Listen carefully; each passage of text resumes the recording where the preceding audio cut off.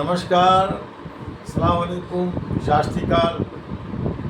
मैं FI इस्माइली, उर्स committee का पूर्व चेयरमैन, सियासतनामा के साथ आपके बीच दोबारा हाजिर हुआ हूँ। आओ फिर से भारत बनाएं कि जो हमारी मुहिम है वो लगातार चल रही है।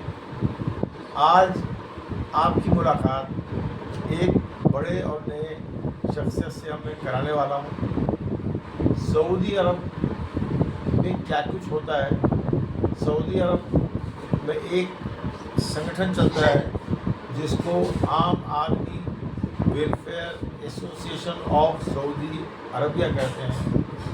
उसके करता धरता और उसका पूरा काम को संभालने वाले और उसको समझिए कि उसको बनाने वाले हमारे बीच में बैठे हैं जनाब डॉक्टर जहांगीर अहमद साहब, जिन्होंने IIT दिल्ली से केमिस्ट्री में PhD किया है और USA से पोस्ट डॉक किया है। और अब डॉक्टर जहांगीर साहब एक तरह से सऊदी अरब के परमानेंट रेसिडेंट भी हो गए हैं और वहाँ पर सऊद यूनिवर्सिटी में किंग सऊद यूनिवर्सिटी है, उसमें वे सीनियर प्रोफेसर के लेवल पर केमिस्ट्री के वहाँ पर काम करते हैं। तो मैं डॉक्टर साहब आपका बहुत बहुत स्वागत करता हूँ हमारे इस पॉडकास्ट में। और क्या कहते हैं कि आवाज़ जो आपका संगठन है सऊदी अरब में, उसमें जो है आम आदमी welfare association of Saudi Arabia, ये कौन सा ऑर्गेनाइजेशन है जो सऊदी अरब में काम करता है और इसका मकसद क्या है और इसको मतलब कि इसको बनाने की शुरुआत या मुहिम कब शुरू हुई, इसके बारे में पूरा डिटेल से बताएं। जी डॉक्टर साहब। जी, सबसे पहले तो आपका बहुत बहुत शुक्रिया इस्माइल भाई कि आपने मुझे बुलाया कुछ बातें रखने के लिए।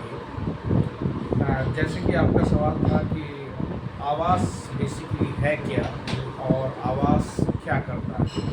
तो दरअसल आवास जो है वो उसकी जो फुल फॉर्म है आप उसको ऐसे ले सकते हैं कि आम आदमी वेलफेयर एसोसिएशन साउथ।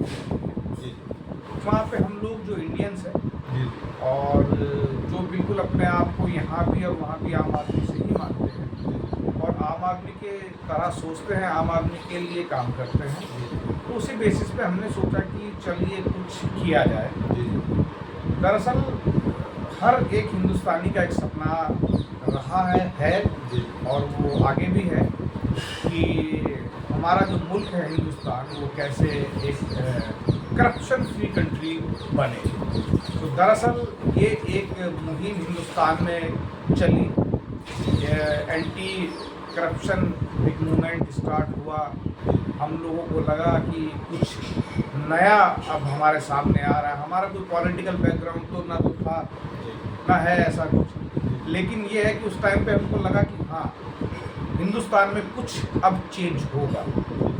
तभी आम आदमी पार्टी उसी विचारधारा के साथ में सामने आई और हम लोगों को लगा कि ये शायद एक बदलाव की शुरुआत है।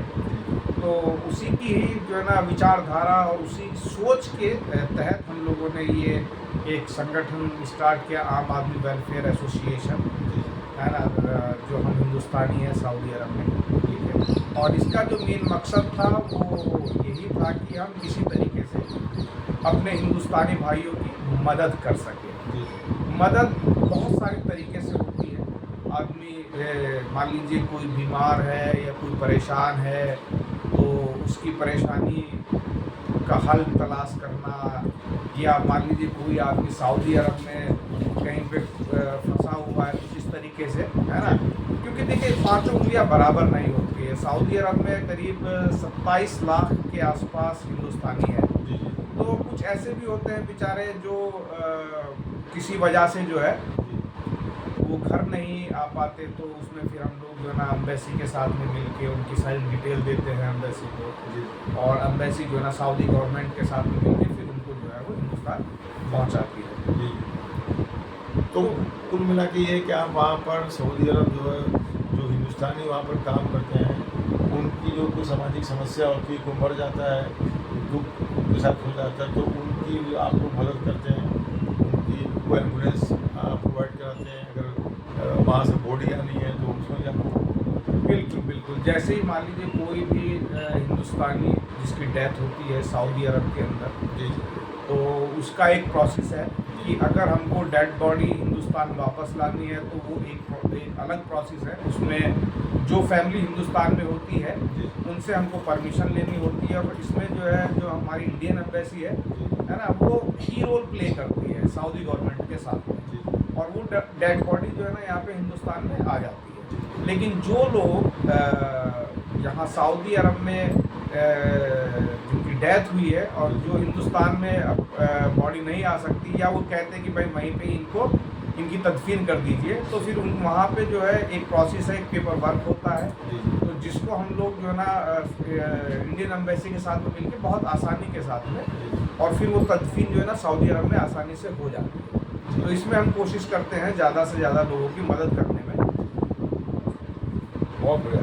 तो डॉक्टर साहब एक चीज़ बताइए कि आपने जैसा बताया कि 27 लाख जो है वहाँ पर हिंदुस्तानी काम करते हैं, भारतीय काम करते हैं, तो उसमें से लगभग 8 या 10 लाख जो है वो अपने हिंदू भाई भी वहाँ काम करते हैं। मगर हिंदुस्तान में मुस्लिम्स को लेकर के तरह तरह की भ्रांतियाँ, तरह तरह की गलतफहमियाँ, तरह तरह के प्रोपेगेंडे फैलाए हुए हैं, और एक जैसे बहुत आम सी बात है, बहुत हमारे जो हिंदू भाई हिंदुस्तान में रहते हैं उनके बहुत से लोगों के मन में ये कि समझिए कि एक गलतफहमी भर दी गई है कि मुस्लिम जो होते हैं वो बहुत कट्टर होते हैं। वो उनके पवित्र किताब जो कलाम पाक है, खुदा न खास्ता उसमें लिखा गया है कि भाई जो नॉन मुस्लिम होते हैं वो काफिर होते हैं। और क्या कहते हैं कि ये भी गलतफहमी फैलाई गई है कि उनके पवित्र किताब के कलाम पाक में लिखा गया है कि काफिरों को देख के ही मार डालो, उसको देखते ही मार दो। ऐसी गलतफहमी हिंदुस्तान में कई जनमानस तक फैलाई गई है, और कुछ हद तक बहुत सारे लोग इस बातों को जो बिल्कुल गलत है उसको बिलीव भी करते हैं। सऊदी अरब एक कट्टर मुस्लिम देश है, वर्ल्ड का सबसे बहुत कट्टर मुस्लिम देश है, और वहाँ पर 10 लाख हिंदू भाई रहते हैं। अगर खुदा न खास्ता कलाम पाक में या मुस्लिम धर्म में ऐसी बातें होती तो वो तो फिर वहाँ पर जो 10 लाख नौ मुस्लिम भाई रहते हैं यानी हिंदू भाई रहते हैं उनको वहाँ मार दिया जाता। आप वहाँ पर सऊदी अरब में हैं, हमारे 10 लाख हिंदू भाई सऊदी अरब में मुस्लिम कंट्री और सऊदी मुल्क के बारे में क्या कहते हैं, क्या फील करते हैं, इसके बारे में आप बताएं। जी, ये बहुत अच्छा आपने सवाल किया। सबसे पहले तो मैं ये कहूँगा कि जो आपने कहा कि लोगों का मानना है कि सऊदी अरेबिया एक बहुत कट्टर मुस्लिम मुल्क है। कट्टर वट्टर देखिए कुछ नहीं होता है, वो मुस्लिम मुल्क है पूरा। दूसरी बात यह है कि वहाँ पे जो आपने पूछा कि भाई 27 लाख में से जो ना करीब 8-10 लाख जो ना वहाँ पे हिंदू भाई भी है। दरअसल 8 लाख हिंदू भाई नहीं, मैं कहूँगा कि नॉन मुस्लिम जो है वो करीब, जिसमें सिख भी आते हैं हमारे हिंदुस्तान से, क्रिश्चियन भी आते हैं, और भी बाकी लोग आते हैं, वैसे हिंदू भाई भी आते हैं। तो करीब 1/3 के आसपास में इतनी पॉपुलेशन वहाँ पे इंडियंस की होगी, खासकर नॉन मुस्लिम की।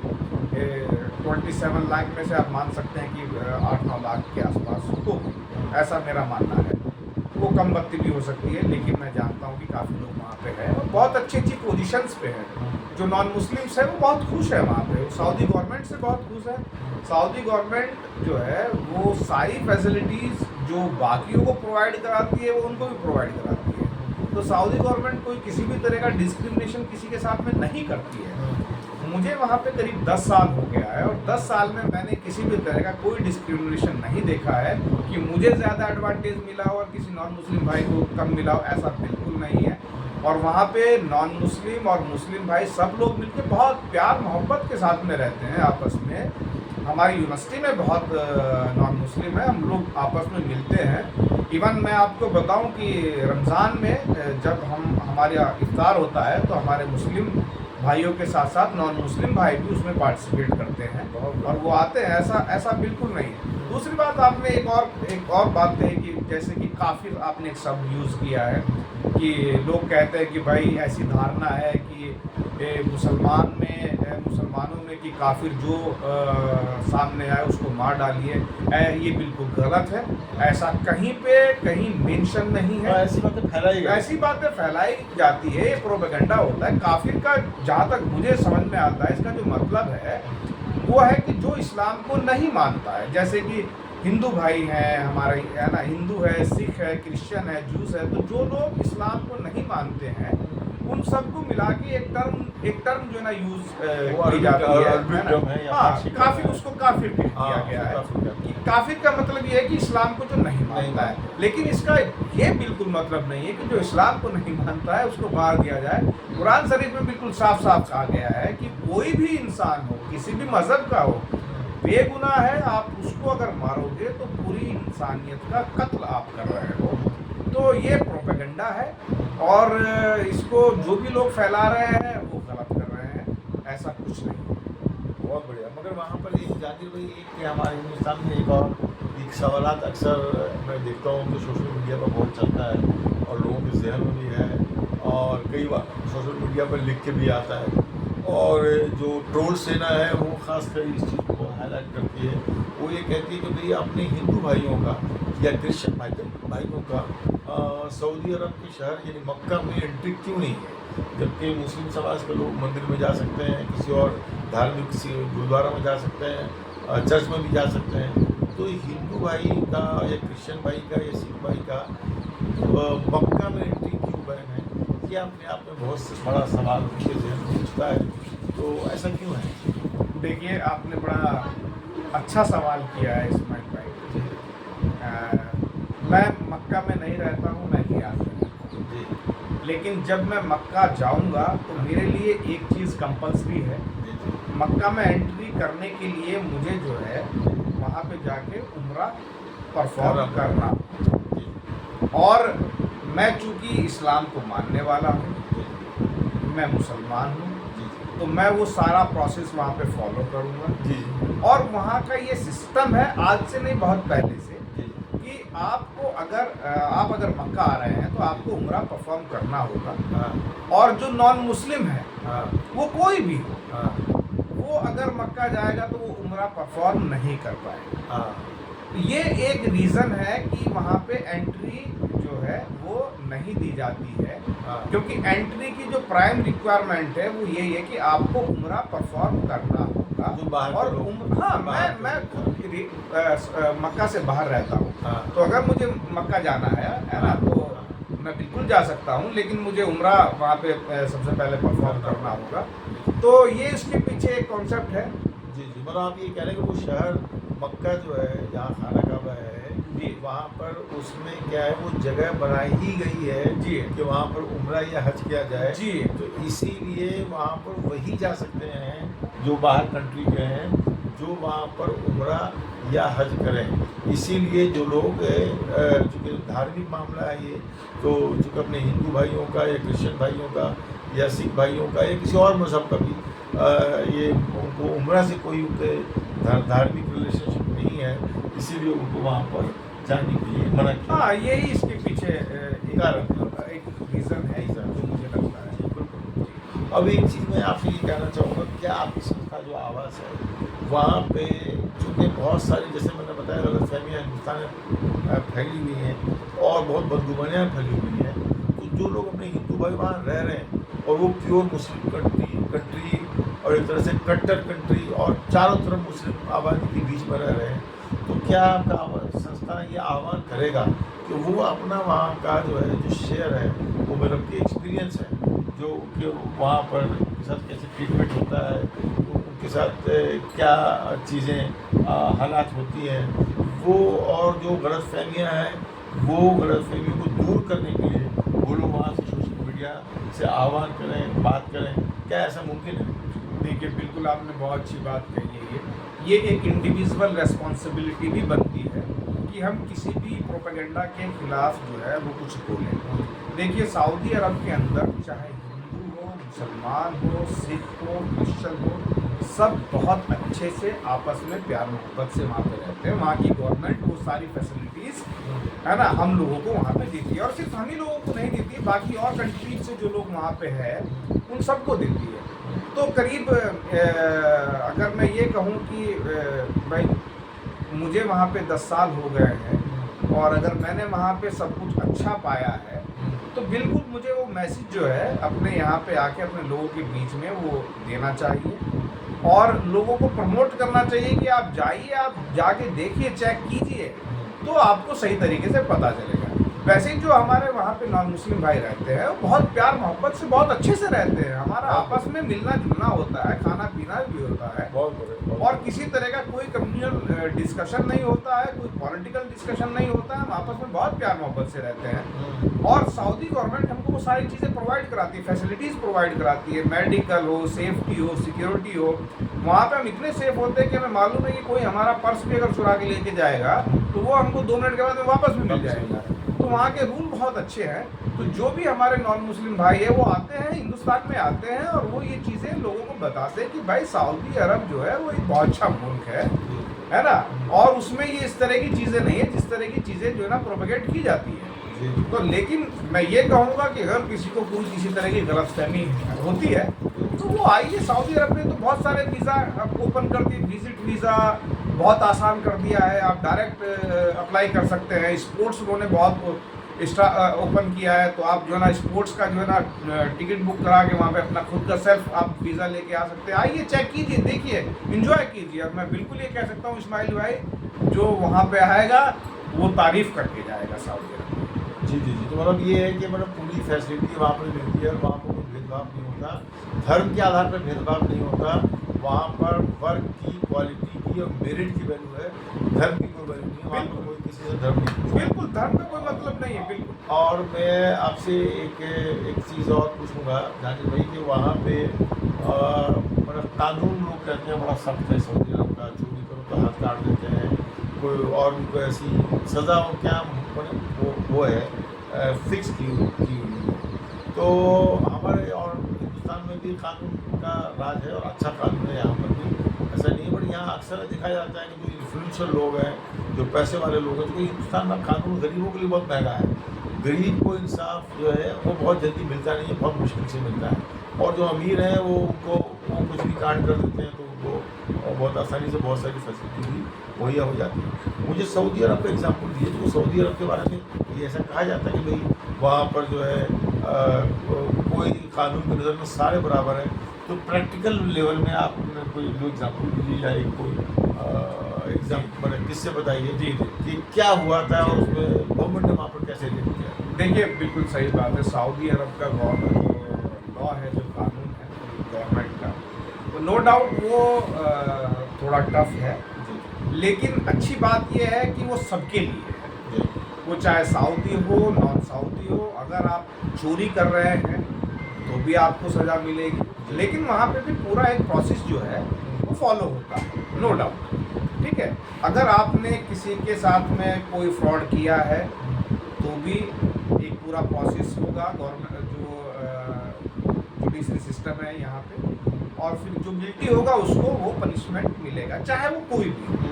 मैं आपको एक बहुत छोटा सा एग्जांपल, आपने बोला कि भाई बता रहे हैं। जी जी जी, जैसे कि आपने बोला कि किसी ने, जी हाँ, किसी ने चोरी की तो हाथ काट लिए, किसी ने मर्डर किया तो जो है ना वो गर्दन कलम कर दी। और देखिए, बिल्कुल सही बात है कि अगर किसी ने किसी का मर्डर किया है और वो गिल्टी पाया जाता है तो उसको सजाए मौत होती है वहाँ के कानून के हिसाब से। ठीक है, अब उसको माफ़ करने का सिर्फ हक उसको होता है जिस परिवार के आदमी को मारा गया है, वही उसको माफ़ कर सकता है, और कोई नहीं। कसास बोलते हैं। कसास जिसको बोलते हैं। और रही बात कि भेदभाव वाला अगर मैं मामला कहूँ तो मैं आपको एक ऐसा एग्जाम्पल दूंगा जो सबकी आंखें खोलेगा।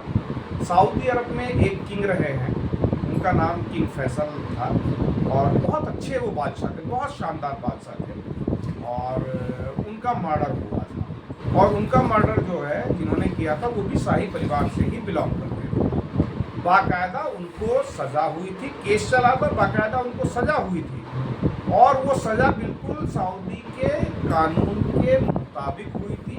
और वहाँ से भी एक मैसेज जाता था कि भाई चाहे कोई शाही परिवार से बिलोंग करता हो या वो कोई आम पब्लिक हो, कानून सबके लिए बराबर है, सज़ा सबके लिए बराबर है। आप अच्छा करोगे तो अच्छा है, आप अगर कुछ गलत करोगे तो फिर तो कानून तो अपना काम करेगा ही करेगा। बहुत बढ़िया। ये मतलब कि सऊदी में लोग हमारे हिंदुस्तान के एक बड़ी तादाद 2 लाख लोग हर साल हज और उम्रा करने के लिए जाते हैं। तो आप कुछ ऐसी चीज़ बताइए जो खुद मालूम नहीं है हमारे हज उम्रा करने वालों को। तो सऊदी सरकार वहाँ पर फैसिलिटी देती है, हमारे को मालूम नहीं हज और उम्रा करने से। देखिए, एक तो इंश्योरेंस का मैं बोलूँगा कि गवर्नमेंट जो है हमारी, इवन सऊदी गवर्नमेंट की मैं बात नहीं करूँ, मैं करूँगा इंडियन गवर्नमेंट की बात। इंडियन गवर्नमेंट जो है वो इंश्योरेंस प्रोवाइड कराती है। खुदा ना खास्ता किसी के साथ में कोई भी मिसहैपनिंग हो जाए, कोई कैजुअलिटी हो जाए, तो उसका वो पूरे का पूरा मामला वहाँ से वो कवर होता है। सही मेडिकल इंश्योरेंस देती है, तो वो सारी चीज़ें कोई प्रॉब्लम नहीं होती है। बस ये होता है कि लोगों को पता नहीं होता है ना। लाइफ इंश्योरेंस उसमें कवर होता है, हेल्थ इंश्योरेंस में सारी चीज़ें कवर होती है। इसके अलावा देखिए जो सिस्टम है ना, उस सिस्टम के अकॉर्डिंग जो है वो, मान लीजिए आप आप अगर हज करने के लिए आए तो फिर तो ये 2 मुल्कों के बीच का मामला भी होता है ना। और इसमें वही लोग भाई आते हैं जिनको परमिशन होती है। जो सऊदी अरब के अंदर जिनके पास में परमिशन नहीं होती है, चाहे वो इंडियन हो या वो कोई भी हो, वो वहाँ पे हज परफॉर्म करने नहीं जा सकता है। जो जाएगा और पकड़ा जाएगा तो फिर वही बात है कि उसने कानून को तोड़ा, तो फिर उसके साथ में पनिशमेंट वाला मामला रहेगा। तो बेहतर है जिसके पास में परमिशन नहीं है वो ना जाए। वैसे ही उम्रा का कॉन्सेप्ट है, अब चीज़ें थोड़ी सी और आसान की है सऊदी गवर्नमेंट ने कि जब आप उम्रा का वीज़ा स्टाम्प करा रहे हैं तो आपको जो है ना जिस होटल में आप ठहरे उसकी भी आपके पास में वो बुकिंग होनी चाहिए। और इसके अलावा जो वहाँ पे लोकल फैसिलिटीज़ है ना, कुछ फ्री मेडिकल कैंप भी होते हैं जहाँ से जो है ना गवर्नमेंट उनको प्रोवाइड कराती है। बाकी इंडियन गवर्नमेंट का ज़्यादा इसमें रोल रहता है क्योंकि वो इंश्योरेंस प्रोवाइड कराती है। इंश्योरेंस मेन होता है, इंश्योरेंस मेन होता है। ओके, अब ये वहाँ पे सऊदी जो है धीरे धीरे जो है वहाँ पर उसकी इकॉनमी खुल रही है। सऊदी अब ये कहते हैं कि भैया अभी पिछले 4-5 सालों में सऊदी में बहुत ज़्यादा बदलाव हुआ और हमारे हिंदुस्तान से लगभग 6-7 लाख बच्चे वो मेडिकल की पढ़ाई करने के लिए, इंजीनियरिंग की पढ़ाई करने के लिए, कंप्यूटर की पढ़ाई करने के लिए हमारे देश से बाहर जाते हैं। यानी यूरोपियन कंट्री में जाते हैं, रशियन कंट्री में जाते हैं, चाइना जाते हैं, अमेरिका जाते हैं, कनाडा जाते हैं।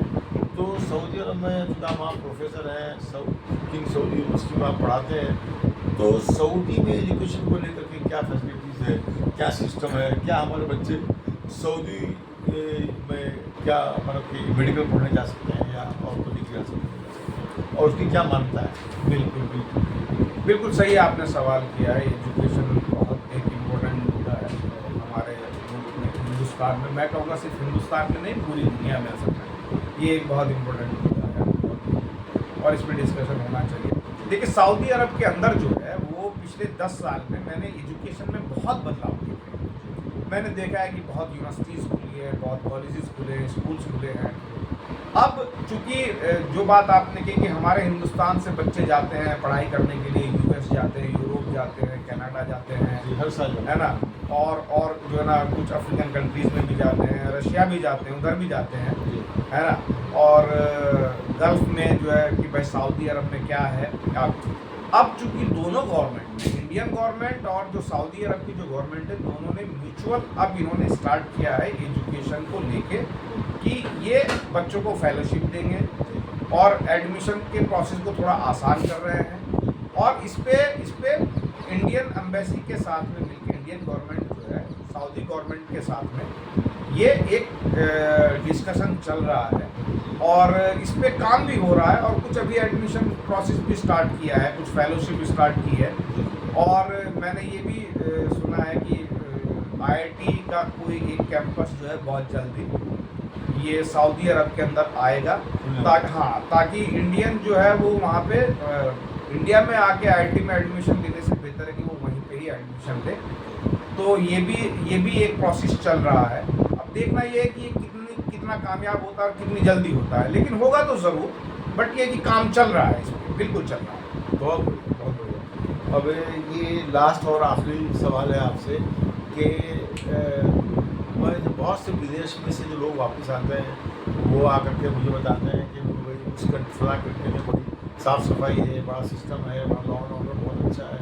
तो हमारे इतनी बड़ी संख्या में भारतीय लोग वहाँ रहते हैं, 27 लाख लोग वहाँ रहते हैं। तो उन 27 लाख लोगों को मतलब के मन में भारतीय राजनीति, भारतीय सरकार के बारे में क्या सोच है, वो क्या सोचते हैं, उनके हिसाब से यहाँ पर क्या इम्प्रूवमेंट होना चाहिए। और सीधे सीधे शब्दों में कहें कि भाई सऊदी अरब में रहने वाले भारतीयों के लिए हिंदुस्तान के राजनेताओं के लिए क्या संदेश है, वो आप बताएं। देखिए, बहुत ये आपने ना फिर से एक बहुत अच्छा सवाल किया। देखिए इस्माइल भाई, कोई भी हिंदुस्तानी जो हिंदुस्तान से बाहर किसी भी मुल्क में रह रहा हो, उसका जो दिल है वो हिंदुस्तानी, हाँ बिल्कुल तिरंगे के लिए धड़कता है, हिंदुस्तान के लिए धड़कता है, हिंदुस्तानियों के लिए धड़कता है।